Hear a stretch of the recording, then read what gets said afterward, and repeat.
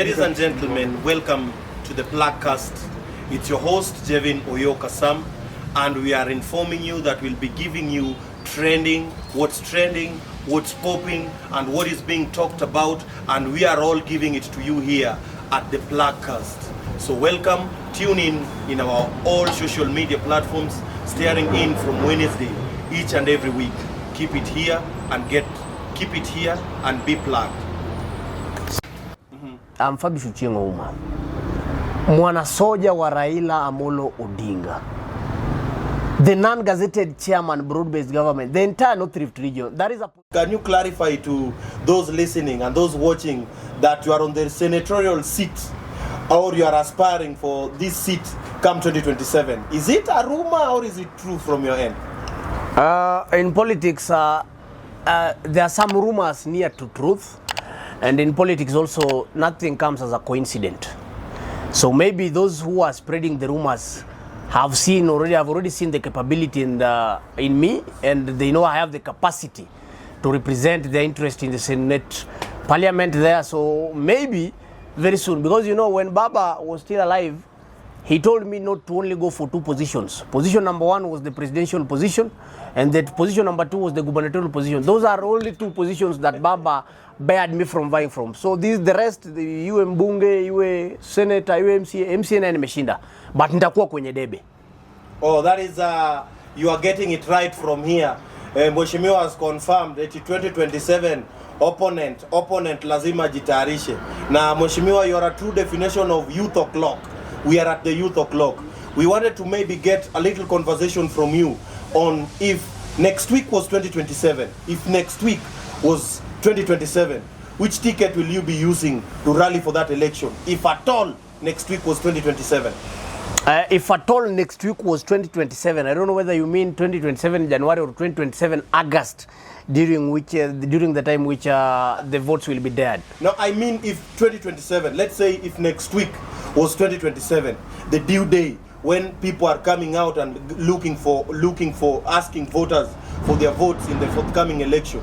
So which party will you be using to run for this position in 2027? My blood runs ODM. Even if you cut one of my veins, instead of the blood flow, utapata damu inatoka imechorwa ODM. So I think with the current political alignments, I'll go with ODM.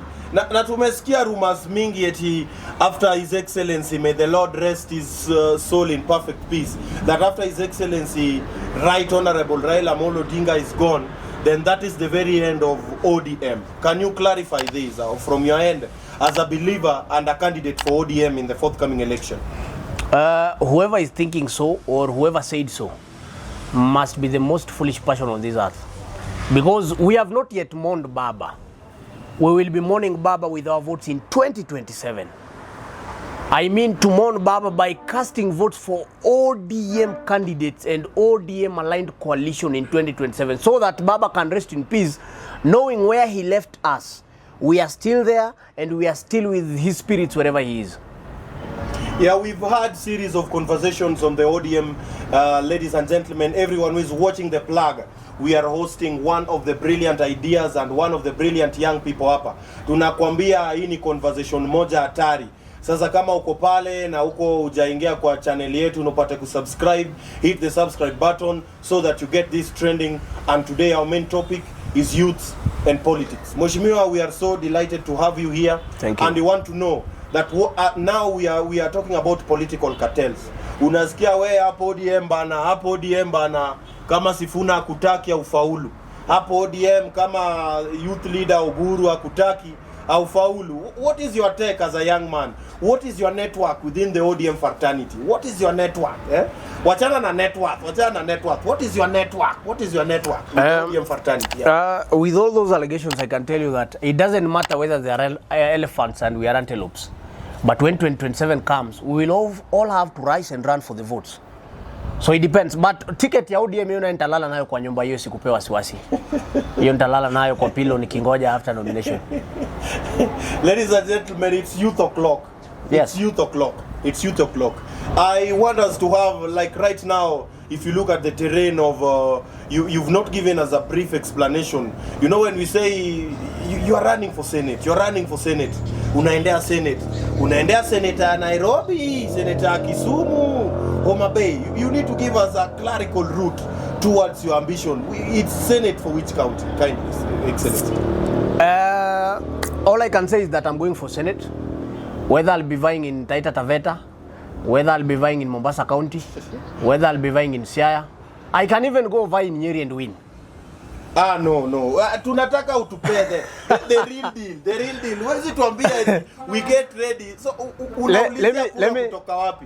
Wezi niambia right now we are here in Uasin Gishu and you are asking people to vote you in Nyeri. Those are things that are going to gun up. Kama unajiabidi na hii position na watu wanakuona, so you just tell us that 2027 Homa Bay County Gladys Wanga, get ready. Fabish, I'm coming to squeak that position from your hand. Tuambie. You know, my brother Kasama, political dimensions do change with the political wave.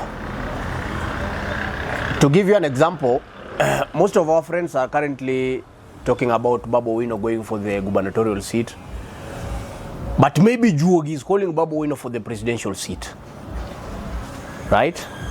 So it will depend hapo mbele mambo iko namna gani, mikakati ya coalition iko namna gani, because in politics pia siasa huwezi kimbia mtu mmoja.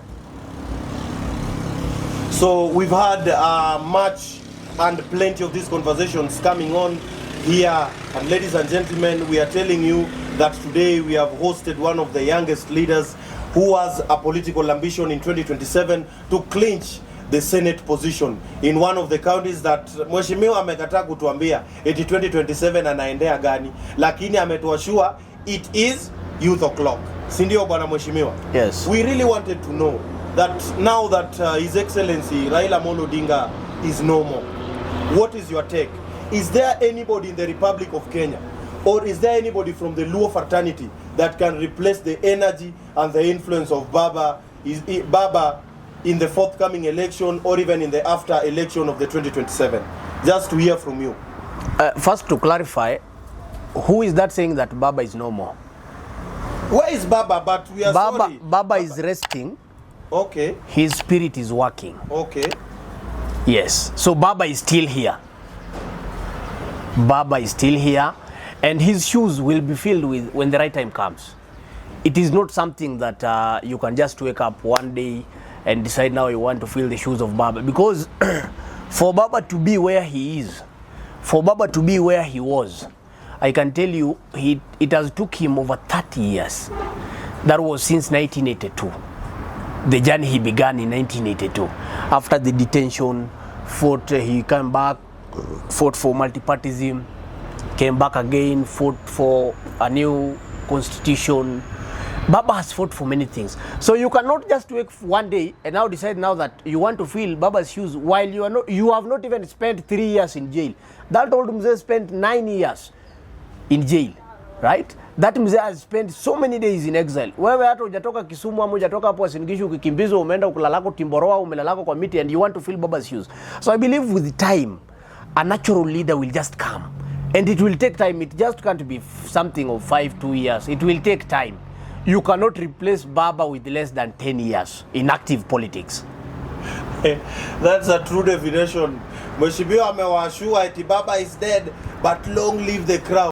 The crown is long living, and Mheshimiwa, we are not taking it for granted that you have acknowledged Baba as a spirit, that one that haunts and keeps on living in us, and we appreciate you and we are glad for that. Maybe just before we take a quick break here, maybe I wanted to hear from your end. If at all you are a young person, and lately we are seeing the way young people are clinching this position, and everyone is walking and saying it is youth o'clock, it is youth time, it is youth time. What do you feel that youth are not doing wrong, youth are not doing right? In your reasoning perspective as a young aspirant, what are youths not doing the correct way so that they clinch this position come in 2027? Bwana Jevin, one thing that the youths are doing wrong in this country of ours is that they are so much in social media, in a manner that even if you go to social media, you might think elections will be announced through Twitter. You might think the returning officer lives in Facebook headquarters. And in real sense, let's just take an example.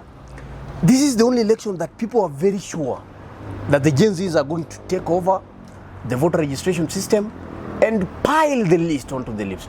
But I can give you an assurity that even up to now, not even 50,000 have been registered, new registered voters in this country. That means not even more than 50,000 young people who are on the street in 2024 have come out to now declare that now we are now registering as voters so that we can face off with these people come 2027. What are they doing? Theirs is just to sing 2-term, 1-term in Twitter so that they can be able to get contents that they create, they be able to get likes and views in social media.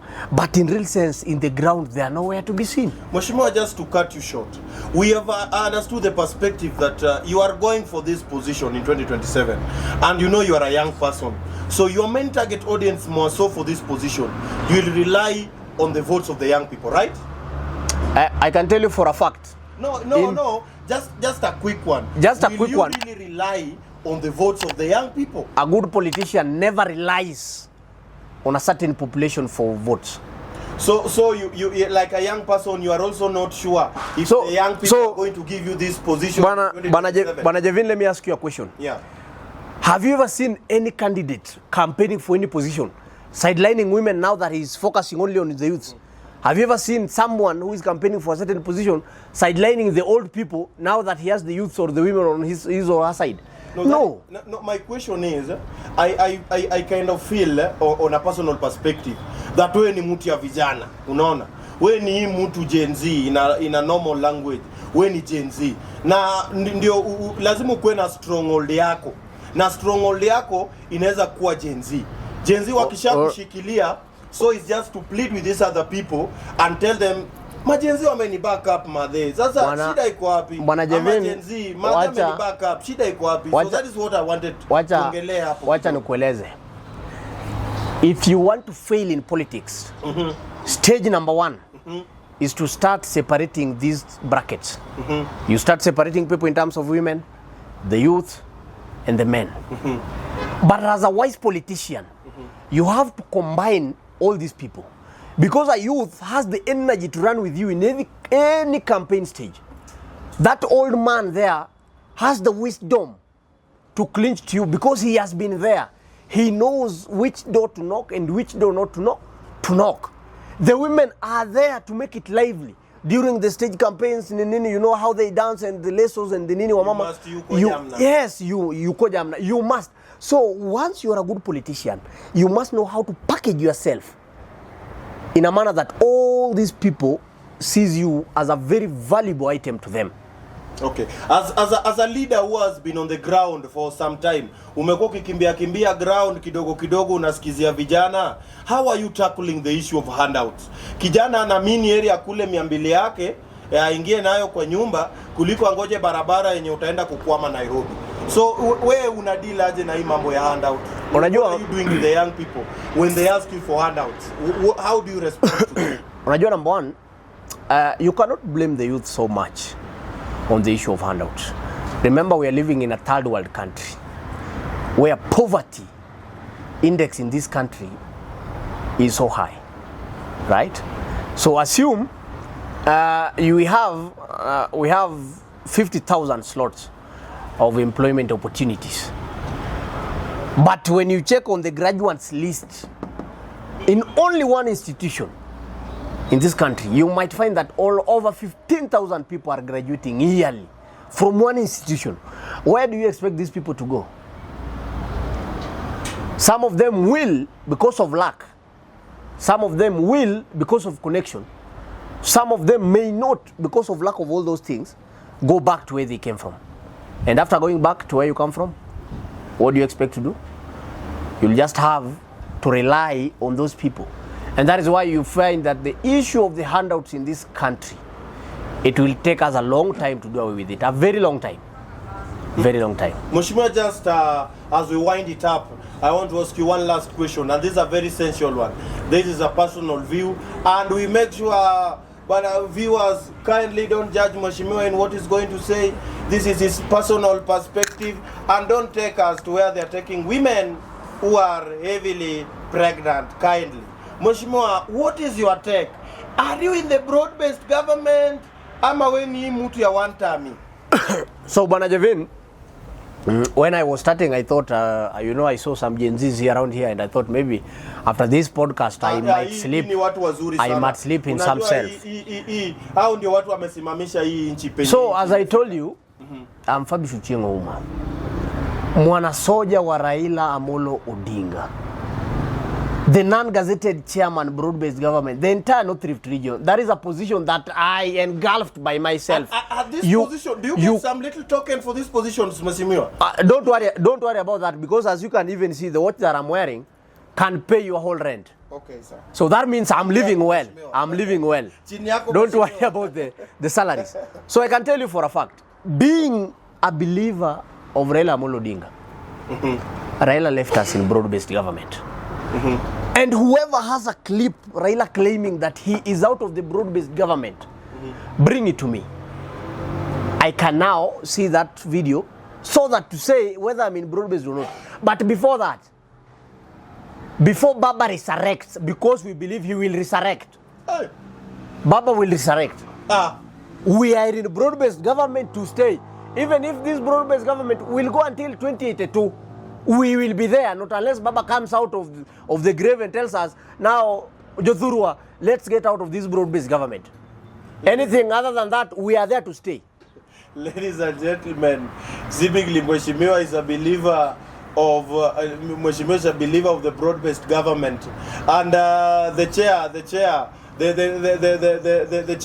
of the ODM parties now says that there is no party called broad-based government.